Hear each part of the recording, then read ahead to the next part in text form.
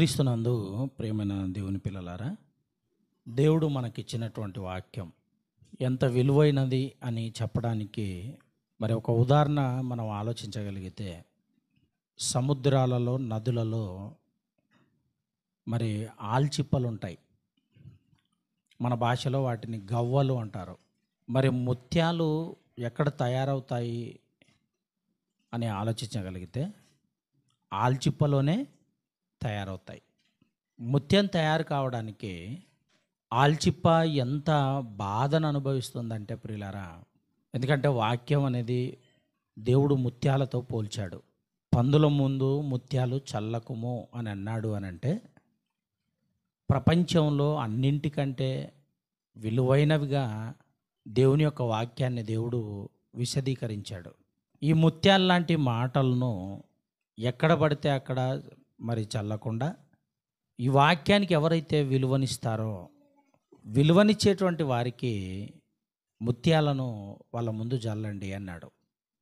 కనుక ఇప్పుడు ముత్యం అనేది ఎంత కష్టంతో చాలామంది వాటిని దండలుగా వాడతారు, కమ్మలుగా వాడతారు. ఏమంటే ముత్యాలను చాలా అరుదుగా వాడుతూ ఉంటారు. ఆ ముత్యం రావటానికి గల ఆల్చిప్ప యొక్క కష్టం ఎంత ఉంది అని అంటే, అది తయ్యేటువంటి సమయానికి సముద్రంలో ఉన్న ఆల్చిప్ప కానీ, నదులలో ఉండేటువంటి ఆల్చిప్పలలో కానీ, చెరువులలో ఉండేటువంటి ఆల్చిప్పలు కానీ, వర్షం పడేటువంటి సమయానికి అది ఎక్కడ ఉన్నా బయటికి రావాలి. బయటకు వచ్చి తన నోరు తెరచి, అలా నోరు తెరిచిన తర్వాత వర్షపు చుక్క అనేది ఆల్చిప్ప మరి ఆ నోట్లో పడాలి. ఎప్పుడైతే ఆ వర్షపు ఆ నీటి చుక్క ఆల్చిప్ప నోట్లో పడుతుందో, దానికి విస్తారమైనటువంటి బాధ, ఎంతో బాధను అనుభవించి ఆ నీటి చుక్క తన నోట్లో పడగానే, తనలో పడగానే ముత్యం తయారవుతుంది. అంటే అది తనంతట తాను ముత్యం తయారు చేసుకోలేదు. ఆకాశంలో నుండి నీటి చుక్క తనలోకి పడాలి. అదేంటి మరి నీళ్ళలోనే ఉంటుంది కదా అది, ఆ నీళ్ళ ద్వారా ముత్యం తయారు కావచ్చు కదా అంటే, ఏ మాత్రం కల్మషం ఉన్నా మరి ఆ నీటి ద్వారా ముత్యం తయారు కాదు.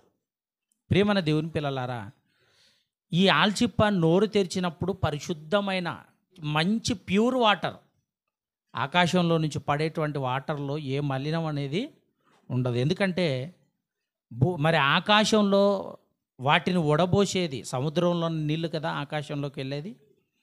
ఆకాశంలోకి వెళ్ళినటువంటి ఆ ఉప్పు నీరును వాటిని పవిత్రంగా మార్చేది దేవుడు, వాటిని వడబోసేది దేవుడు. అలాంటి ఒక మంచి వాటర్ లేదా మంచి నీటిని అది వర్షం రూపంలో మన మధ్యకు పడుతూ ఉంటుంది. అలా పడినప్పుడు ప్రియమైన దేవుని పిల్లలారా, ఆ పడినటువంటి ఆ నీటి బిందువు ఎప్పుడైతే ఆ ఆల్చిప్ప మీద లోపల పడుతుందో ముత్యం తయారవుతుంది. అలా ముత్యం తయారయ్యే సమయానికి ప్రియమైన వాళ్ళారా, ఆల్చిప్ప విస్తారమైనటువంటి బాధను అనుభవిస్తుంది, చాలా నొప్పిని భరిస్తుంది, శ్రమను అనుభవిస్తుంది. అంత బాధలో మరి బాధను అనుభవించిన తర్వాత ఒక ముత్యము తయారవుతుంది. ముత్యము అంటే ఇష్టపడని వాళ్ళు ఎవరైనా ఉంటారో చెప్పండి? వాటిని ధరించాలనుకుంటారు, వాటిని కొనాలనుకుంటారు. అంటే ముత్యానికి ఉన్నటువంటి విలువ అది. అలాగే దేవుడు కూడా వాక్యాన్ని ముత్యాలలాగా పోల్చాడు ప్రియమైన దేవుని పిల్లలారా. కనుక దేవుని యొక్క వాక్యం అనేది చాలా కష్టపడితే, ఎంతోమంది కష్టపడితేనే కానీ మన చేతిలోకి 66 పుస్తకాల గ్రంథం రాలేదు. అలాంటి జ్ఞానాన్ని దేవుడు మన కోసం ఇవ్వటానికి ఆయన చాలా శ్రమపడ్డాడు. ఆయనతో పాటు ఎవరి ద్వారా అయితే వాక్యాన్ని రాయించాలనుకున్నాడో వారందరూ కూడా చాలా బాధను అనుభవించారు ప్రియమైన వాళ్ళరా. అలా ఎంత బాధను అనుభవిస్తేనే కానీ 66 పుస్తకాల గ్రంథం అనేది మన దగ్గరికి రాలేదు. కనుక ముత్యాల లాంటి వాక్యాన్ని గుండెలకు హత్తుకునే విధంగా ఈ మాటలను మనం మరి ఆలోచించాలి, అర్థం చేసుకోవాలి. చదివేటప్పుడు కానివ్వండి, అర్థం చేసుకునేటప్పుడు కానివ్వండి, లేదా ఎవరైనా చెప్పగా వినేటప్పుడు కానివ్వండి, మనసు కేంద్రీకరించాలి.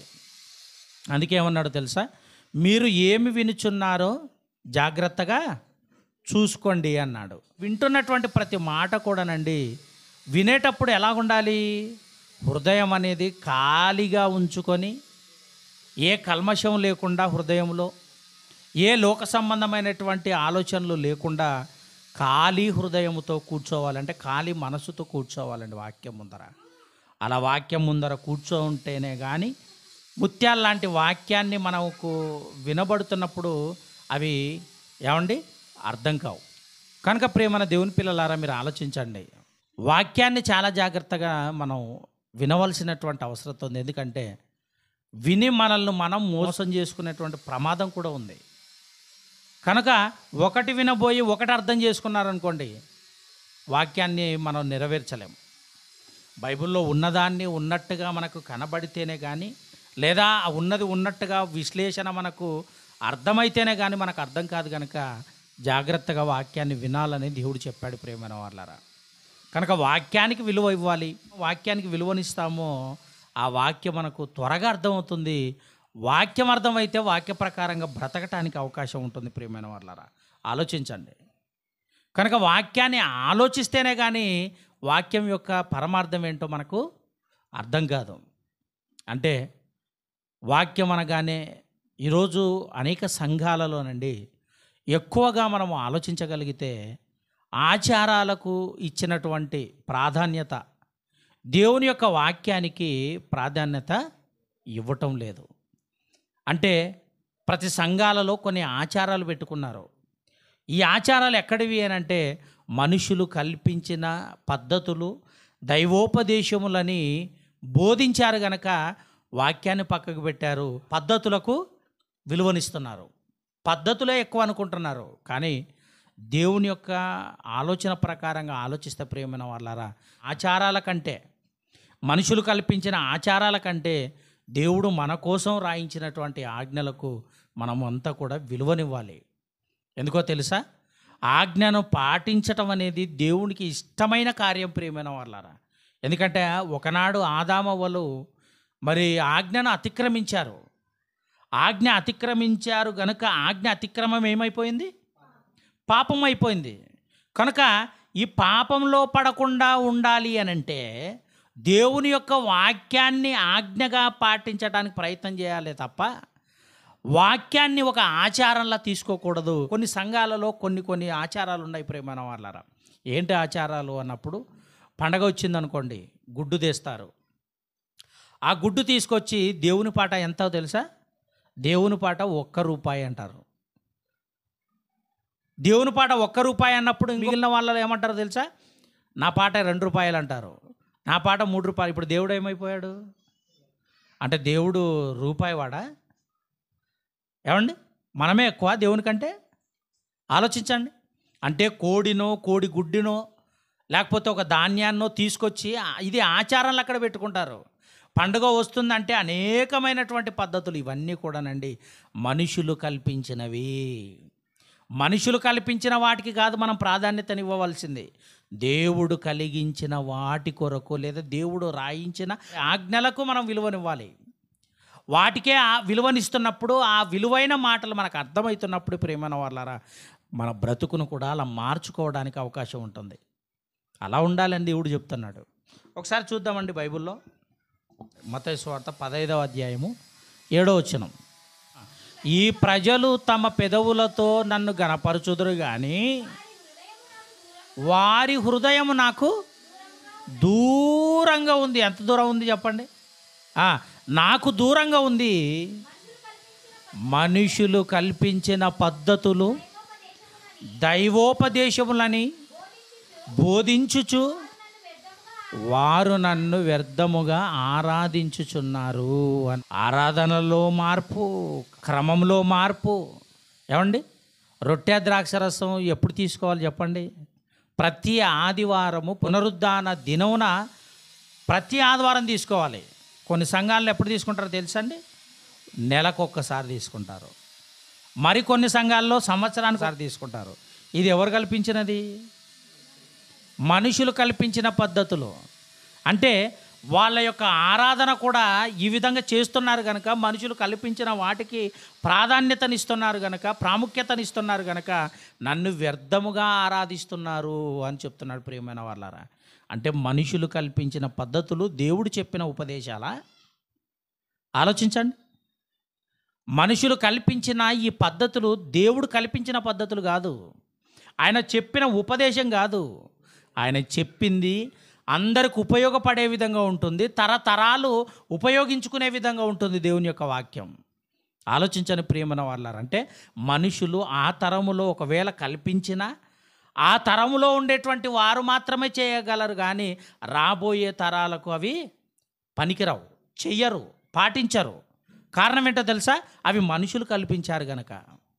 అదే దేవుడు కల్పించాడు అనుకోండి, 66 పుస్తకాలలో రాయించిన ప్రతి మాట కూడానండి, మరి అందులో పాపాత్మల గురించి రాయించాడు, అందులో పుణ్యాత్మల గురించి రాయించాడు, అందులో నీతిమంతుల గురించి రాయించాడు, రాజుల గురించి రాయించాడు, పాపం చేసిన వ్యభిచారుల గురించి రాయించాడు, దొంగల గురించి రాయించాడు, స్వార్థపరుల గురించి రాయించాడు.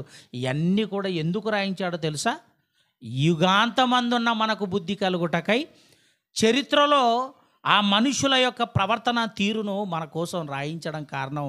ఇదిగో మనకి ఈ రోజుల్లో ఉన్నటువంటి మనకు బుద్ధి కలుగుటకై, బుద్ధి రావటానికి రాయించాడు. ప్రియమైన వాళ్ళారా, ఆలోచించండి. అంటే భూమి మీద ఉండేటువంటి జీవరాశులు మొదలుకొని మనుషులలో ఏమండి దేవుని యొక్క ఆజ్ఞను గురించినటువంటి ఆలోచన ప్రతి ఒక్కరికి రావాలని దేవుని యొక్క కోరిక. దేవుడు రాయించిన ఆజ్ఞకు ప్రాధాన్యతనివ్వాలి, కానీ ఆచారాలకు ప్రాధాన్యతను ఇవ్వకూడదు. అంటే మనుషులు కల్పించిన వాటికి మనం ప్రాధాన్యతను ఇవ్వవలసిన అవసరత లేదు.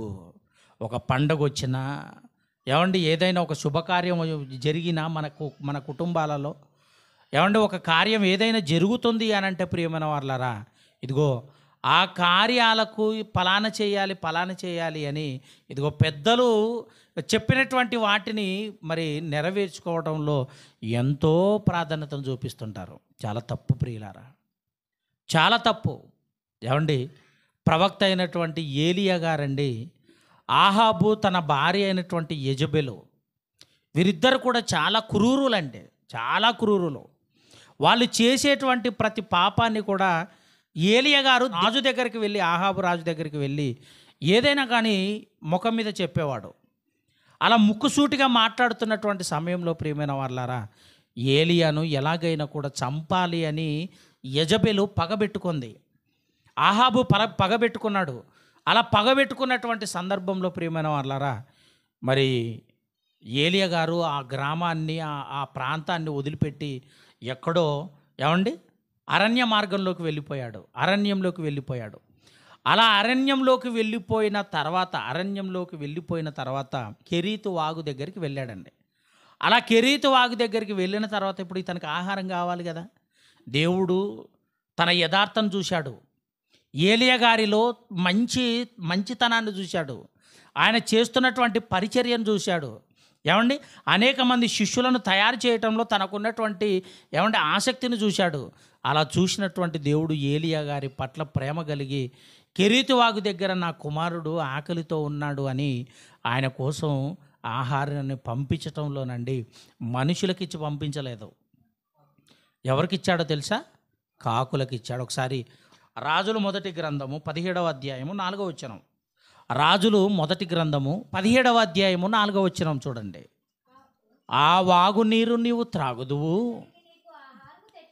అక్కడికి నీకు ఆహారము తెచ్చినట్లు నేను కాకులకు ఆజ్ఞ ఇచ్చి తినని అతనికి తెలియజేయగా అన్నాడు. చూడండి ప్రియులారా, కెరీతు వాగు దగ్గర ఏలియా గారు ఉన్నారు.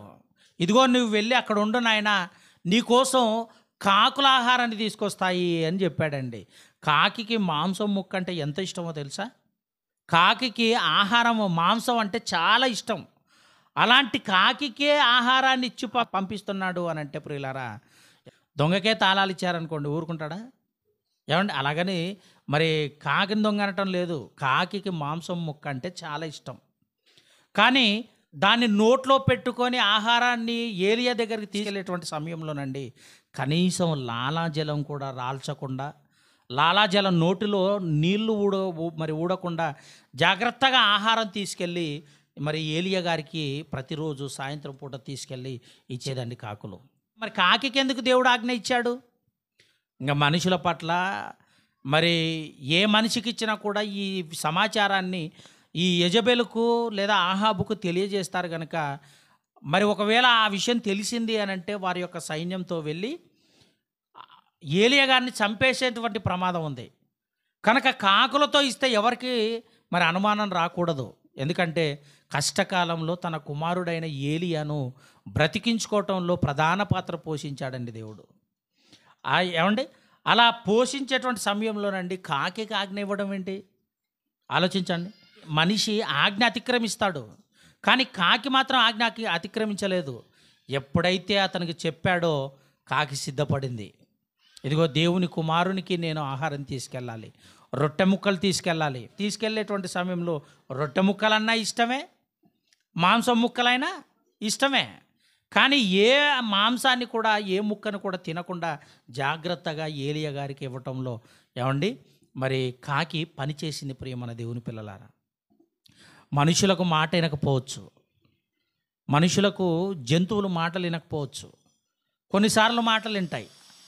ఎందుకంటే వాళ్ళకు అలవాటు అయిపోయినటువంటి జంతువులు అయితే ఖచ్చితంగా మాట వింటాయి. చిలకలు మాట్లాడే చిలకలు ఉంటాయండి, ఏమండి మరి పని చేసేటువంటి కుక్కలు ఉంటాయండి, జంతువులు ఉంటాయండి. అవన్నీ కొన్ని మాత్రమే, అన్నీ వినవు. కానీ దేవుడు చెబితే ఎవరైనా, ఏ జీవరాశి అయినా, ఏ పురుగైనా, ఏ పామైనా, ఏమండి ఏ విష పురుగైనా, ఏదైనా కూడా దేవుడు చెప్తే వినాల్సిందే. ఎందుకంటే ఆయన చెబితే కలిగినవే. ఎందుకంటే వాటన్నింటికి సృష్టికర్త ఎవరు? సాక్షాత్తు దేవుడు.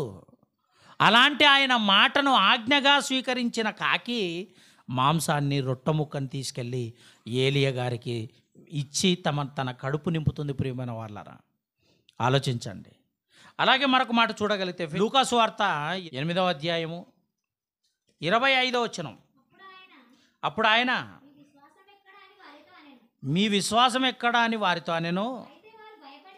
వారు భయపడి ఈయన గాలిని నీళ్లకును ఆజ్ఞాపింపగా, జీవరాశులే కాదు, గాలి నీరు ఇవన్నీ కూడా ఆత్మలే కదా, ఏమండి దేవదూతల్లో భాగాలు ఇవన్నీ కూడా. గాలి నీళ్లను గద్దింపగా అవి లోబడుచున్నవేటి? ఆలోచించండి. యేసుక్రీస్తు వారు నోరు తెరచి గాలిని గద్దించిన, నీటిని గద్దించిన, నీళ్లు లోబడుతున్నాయట, గాలి కూడా లోపడుతున్నాయి. అంటే గాలి తుఫాను చేత సముద్రపు కెరటాలు ఏమండి భయంకరంగా కెరటాలు రేకెత్తిస్తున్నాయి, కెరటాలు పెరుగుతున్నాయి. అలాంటి పరిస్థితుల్లో యేసుక్రీస్తు వారు పడవలో ఉన్నారు. ప్రియమైన వాళ్ళరా, అతని శిష్యులతో పాటు ఏమండి ఆయన గాలిని నీటిని గద్దింపగవి యేసుక్రీస్తు వారి మాటకు లోబడ్డాయట.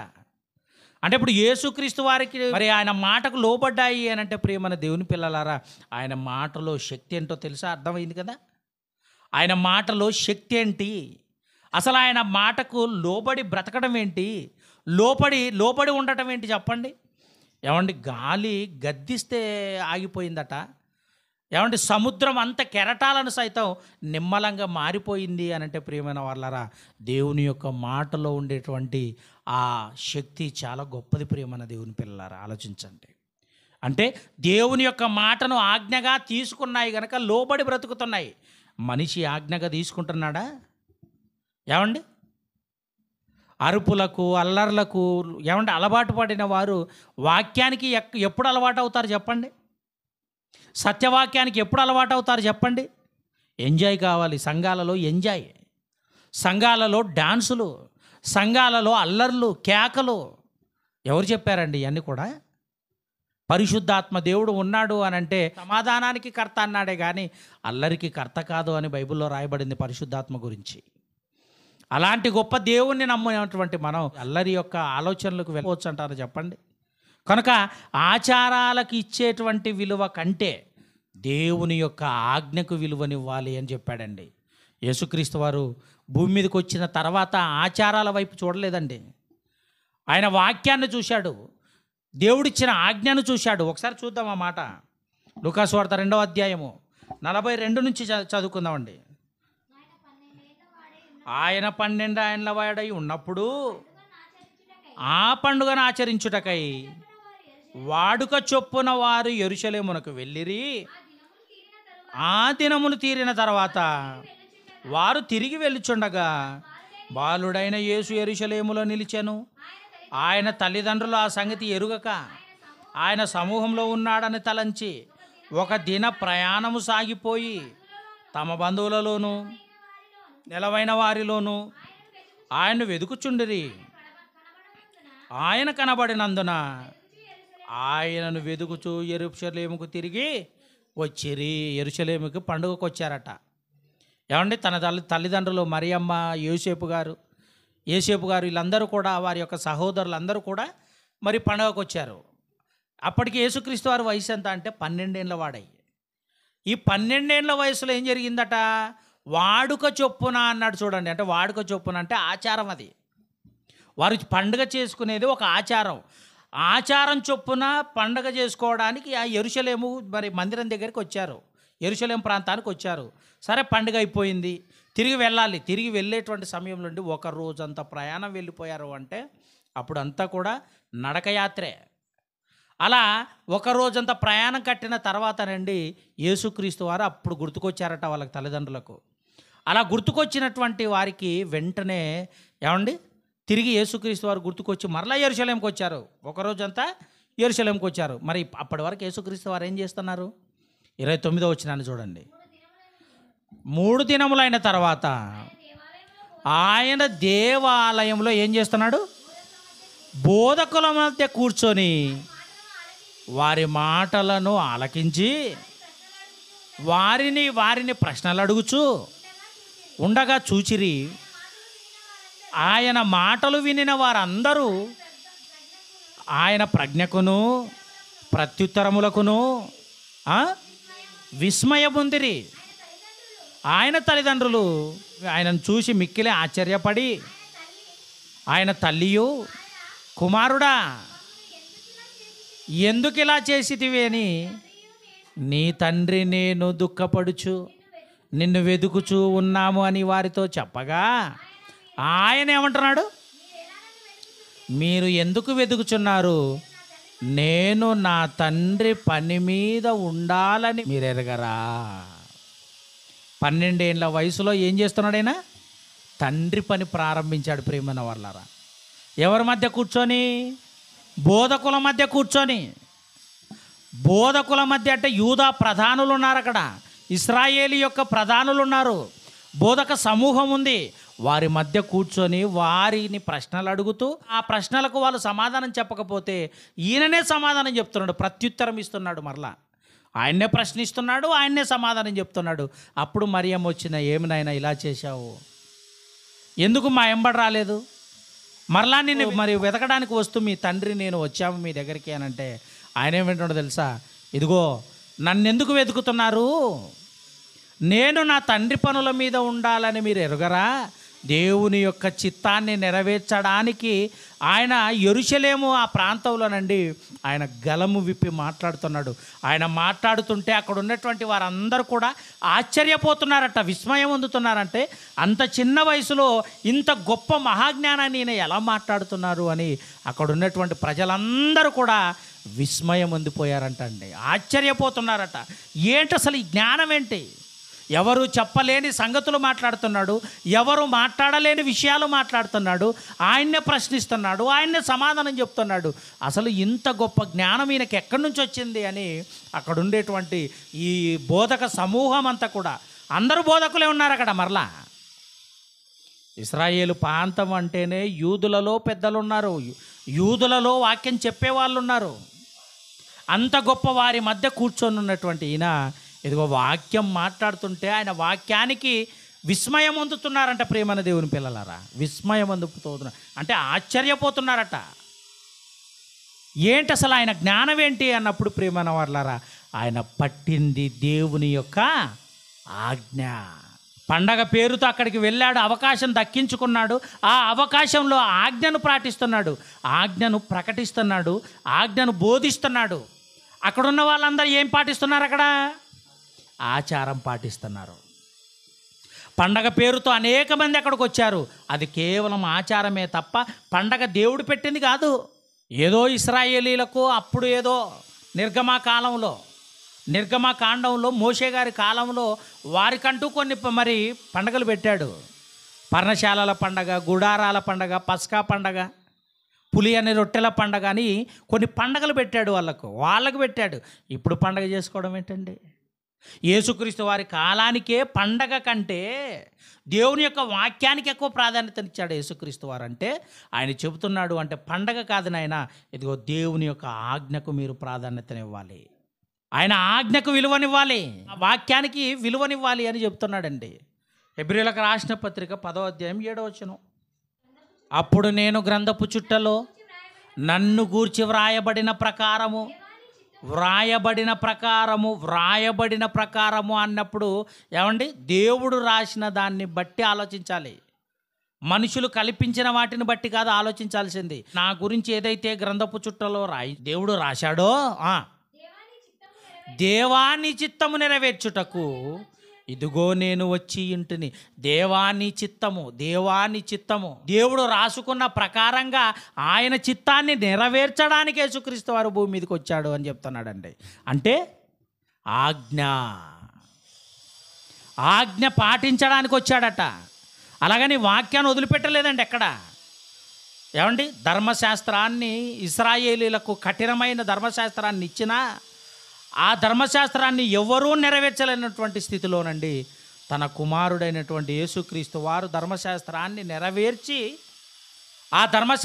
నెరవేర్చి కొట్టివేసి ఏమండి దాన్ని నెరవేర్చిన తర్వాత మరల నూతన నిబంధన ధర్మశాస్త్రాన్ని ఇచ్చాడు. ప్రియమైన వాళ్ళారా, నూతన నిబంధన ధర్మశాస్త్రాన్ని నెరవేర్చాలి అని అంటే పాత నిబంధనలో మోషే గారికి ఇచ్చినటువంటి ఆ సీనాయి కొండ మీద ఇచ్చినటువంటి ఆ ధర్మశాస్త్రాన్ని ఎవరైతే నెరవేర్చిన తర్వాతనే దాన్ని మరి ఏమండి మరలా మాడిఫై చేయాలి, మరలా రెక్టిఫై చేయాలి, మరలా ఆ ధర్మశాస్త్రాన్ని మార్చాలి అంటే దాన్ని నెరవేర్చింది ఒక్క యేసుక్రీస్తు వారు మాత్రమేనండి. ఎవరు నెరవేర్చలేదు. అందులో భక్తులున్నారు, ప్రవక్తలున్నారు, రాజులున్నారు. ఎవరు నెరవేర్చలేని ఆ ధర్మశాస్త్రాన్ని యేసుక్రీస్తు వారు నేను నెరవేర్చుటకే వచ్చానే కానీ వాటిని కొట్టివేయడానికి నేను రాలేదు అనే యేసుక్రీస్తు వారు మాట్లాడతారండి. అంటే వాక్యాన్ని కేవలం యేసుక్రీస్తు వారి కోసమే రాయించలేదండి, అందరి కోసం రాయించాడు. గ్రంథపు చుట్టలో నన్ను గూర్చి వ్రాయబడిన ప్రకారం అనగానే మన కోసం కూడా రాయించాడు దేవుడు. మన కోసం కూడా గ్రంథపు చుట్టలో రాయించాడు. ఆయన చిత్తాన్ని నెరవేర్చడానికి రాయించాడు, ఆయన ఆజ్ఞలను పాటించడానికి రాయించాడు. మన మనుషుల పద్ధతులు కల్పించిన పద్ధతుల కోసం ఇదిగో మనం బ్రతకాలని దేవుడు రాయించలేదు. ప్రియమైన వాళ్ళారా, ఆయన రాయించిన దాని ప్రకారంగా మనం బ్రతకాలని రాయించాడు. ఆలోచించాల్సింది. కనుక మనుషులు పాటించవలసింది ఆచారాలు కాదు, దేవుడు రాయించిన ఆజ్ఞలను పాటించాలి. ఎవరైతే తన ఆజ్ఞలను పాటిస్తారో, ఆజ్ఞల ప్రకారంగా బ్రతుకుతారో, ఆజ్ఞలను పాటించిన వారే పరలోకానికి అర్హత పొందుకుంటారు. ప్రియమైన వాళ్ళారా, అదే యేసుక్రీస్తు వారు చేశాడు. తన గురించి ఏదైతే రాశాడో దేవుడు దాన్ని నెరవేర్చడానికి ఎంతవరకు నెరవేర్చాడో తెలుసా? ఎంతవరకు నెరవేర్చాడు? శిలువ మీద ఉన్నాడు. శిలువ మీద ఉన్నప్పుడు దాహం వేసింది. మరి ఆ శిలువ మీద ఉన్నప్పుడు ఒకవేళ దాహము అని అన్నాడు, నీళ్ళు ఇస్తే బ్రతుకుతాడా? బ్రతకడు. నీళ్ళు ఇస్తే బ్రతకడు, నీళ్ళు ఇచ్చినా బ్రతకడు, ఇవ్వకపోయినా బ్రతకడు. మరణించేటువంటి సమయం దగ్గర పడినటువంటి సమయంలో అన్నీ చూసుకున్నాడట, నేను ఎంతవరకు నెరవేర్చగలిగానని. చివరిగా దేవుడు అనుకున్న దాన్ని ఇదిగో దాహం వేస్తుందన్నటువంటి మాటను కూడా యేసుక్రీస్తు వారు పలకాలి. అదండి దేవుని చిత్తం అంటే. నీళ్ళిచ్చినా బ్రతకనటువంటి స్థితిలో ఉన్నా దేవుని యొక్క చిత్తాన్ని నెరవేర్చడానికి యేసుక్రీస్తు వారు శిలువలో ఉండి ఇదిగో లేఖనము నెరవేరునట్లు నేను తప్పిగొనుచున్నాను అంటాడు. అంటే వాక్యం నెరవేర్చడానికి నేను దప్పికొనుచున్నాను అని యేసుక్రీస్తు వారు మాట్లాడారు. అంటే ఇదిగో మరణించేంత వరకు వాక్యాన్ని నెరవేర్చేటువంటి ఏమండి ఆ మనసుతో ముందుకు కొనసాగాడండి ఆయన. ఆజ్ఞ నెరవేర్పు, ఆజ్ఞను పాటించటం ఏమండి ఆయన మరణించి వెళ్ళిపోయేంత వరకు ఆజ్ఞను పాటించుకుంటూ వచ్చాడు. ప్రియమైన దేవుని పిల్లలారా, మీరు ఆలోచించండి.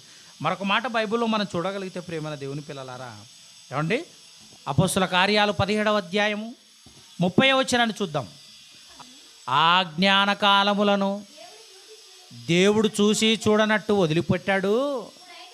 ఇప్పుడైతే బాగా ఆలోచించండి, ఇప్పుడైతే అంతటను అందరూ మారు మనసు పొందవలెనని ఆ మనుషులకు ఆజ్ఞాపించుచున్నాడు. ఆజ్ఞ ఇస్తున్నాడు. ఏంటి ఆజ్ఞ? అందరూ అంతటను మారు మనసు పొందాలి. ఆజ్ఞ ఇది. అంతటను అంటే ప్లేస్ చెప్పాడు. ఆ ప్లేసుల్లో ఎక్కడైతే మనిషి యొక్క మనుగడ కొనసాగుతుందో, ఆరిన నేల మీద ఎక్కడెక్కడైతే మనిషి యొక్క ఏమంటే సహవాసం ఉందో అన్ని చోట్ల ఇదిగో మారు మనసు పొందాలి అని ఖచ్చితంగా చెప్పగలుగుతున్నాడు ప్రియులారా. ఇది ఆజ్ఞ. అంటే మారు మనసు పొందటం కూడా ఆజ్ఞేనా? ఆజ్ఞ ప్రియమైన వాళ్ళారా. మళ్ళీ చదవండి మాట. ఆ జ్ఞాన కాలములను దేవుడు చూసి చూడనట్టుగా ఉండెను. ఇప్పుడైతే అంతటా అందరూ మారు మనసు పొందవలెనని ఆజ్ఞాపించాడు. ఆజ్ఞ ఇచ్చాడు. మారాలి ప్రియమైన వాళ్ళరా. మారకపోయినా పాపం చేసినట్టే. ఏది మంచి ఏది చెడు మనం చిన్నప్పటి నుంచి అన్ని మంచి అన్నీ తెలుసా? మనకు పుట్టుకతో అన్నీ తెలుసా? తెలియదు. తల్లెవరో మనకు చెప్పింది, ఏమండి తల్లెవరో మనకు చెప్పింది, నేను మీ అమ్మని రా అని అమ్మ చెప్తుంది. ఇదిగో ఇతను మీ నాన్న రా అని చెప్తాడు.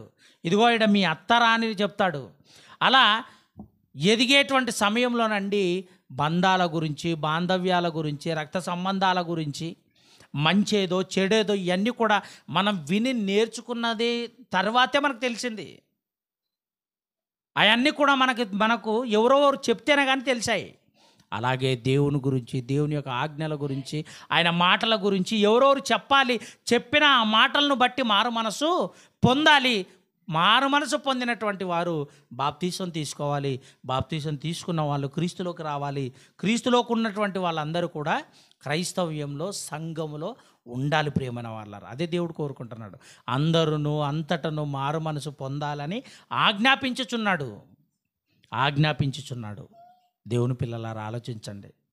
కనుక దేవుని యొక్క వాక్యానికి మనం ప్రాధాన్యతనివ్వాలి, విలువనివ్వాలే తప్ప మనుషులు కల్పించిన వాటికి కాదు అని చెప్తున్నాడండి. మనుషులు కల్పించిన వాటికి కాదు. యోహాను రాసిన 2వ పత్రిక 6వ వచనం, మనం ఆయన ఆజ్ఞల ప్రకారము నడుచుటయే ప్రేమ అన్నాడు. చూడండి ప్రియులారా, ఎందుకంటే మీరు ఒకరినొకరు ప్రేమ కలిగి ఉండండి అన్నాడు. నిన్ను వలె నీ పొరుగువాన్ని ప్రేమించుడి అన్నాడు. మీరు ఆలోచిస్తేనండి ఇక్కడ అంటున్నాడు, మనం ఆయన ఆజ్ఞల ప్రకారము నడుచుటయే ప్రేమ. దేవుని యొక్క ఆజ్ఞలను పాటిస్తేనే నీలో దేవుడు పెట్టిన ప్రేమ ఉంది అని చెప్తున్నాడండి. మనం ఆయన ఆజ్ఞల ప్రకారము నడుచుటయే ప్రేమ. మీరు మొదటి నుండి వినిన ప్రకారము ప్రేమలో నడుచుకొనవలెనున్నది ఏ ఆజ్ఞయే ప్రేమ. వాక్య ప్రకారం నడుచుటయే ప్రేమ. వాక్యాన్ని నెరవేర్చుటయే ప్రేమ అంటున్నాడు. అంటే దేవుని యొక్క వాక్యము వినుటయే శ్రేష్టం ప్రియమైన వాళ్ళారా. శ్రేష్టమైన దేవుని యొక్క వాక్యాన్ని వినటమే నీలో దేవుని యొక్క ప్రేమ ఉంది అని. ప్రేమ కలిగిన వాళ్ళే, ఎవరైతే ప్రేమ కలిగి ఉంటారో ఆ ప్రేమ కలిగిన వాళ్ళే పరలోకానికి వెళ్ళిపోతారు. ప్రేమ కలిగిన ప్రేమలోకానికి వెళ్ళాలి అని అంటే, ప్రేమ కలిగిన దేవుని దగ్గరికి వెళ్ళాలి అని అంటే, ఇదిగో దయ కరుణ కలిగినటువంటి ఆయన దగ్గరికి వెళ్ళాలి అంటే ముందు మనలో ఏముండాలి? ప్రేమ ఉండాలి. ప్రేమ ఉన్న వాళ్ళలో ఏముంటుంది? వాక్యం ఉంటుంది. వాక్య నెరవేర్పు ఎవరైతే చేస్తారో వారిలో నిజమైన ప్రేమ ఉంటుంది. ప్రేమ దేవుని పిల్లలారా, ఆకర్షణ గురించి కాదు ఇక్కడ చెప్పింది దేవుడు. శరీర సంబంధమైన ప్రేమల గురించి కాదు చెప్పింది, ఆత్మ సంబంధమైన ప్రేమ. నిన్ను వలె నీ పొరుగువాన్ని ప్రేమించడం అంటే సంఘములో నువ్వు చోటు ఎలాగైతే దక్కించుకున్నావో, ఇదిగో కొందరిని నీ ప్రేమ చేత, కొందరిని నువ్వు చెప్పేటువంటి మాటల చేత, వాక్యము చేత ప్రభువులోకి రప్పిస్తే నిన్ను వలె నీ పొరుగువాన్ని నువ్వు ప్రేమించినట్టు ఆ ప్రేమ నీలో ఉంది కనుక ఆజ్ఞ. ప్రేమలో నడుచుకోవటమే ఆజ్ఞ, ప్రేమలో నడుచుకోవటమే ఆజ్ఞ. కనుక మనిషి పాటించవలసింది, మనం పాటించవలసింది ఏంటి? ఆజ్ఞనా ఆచారాలా? ఆజ్ఞ అనగా దేవుని యొక్క వాక్యం. అలా మనందరం కూడా నడుచుకోవాలని ప్రేమతో మరి ఈ మాటలతో హెచ్చరిస్తూ, నన్ను నేను ఈ మాటలతో హెచ్చరించుకుంటూ ఇంతటితో ముగిస్తున్నాను.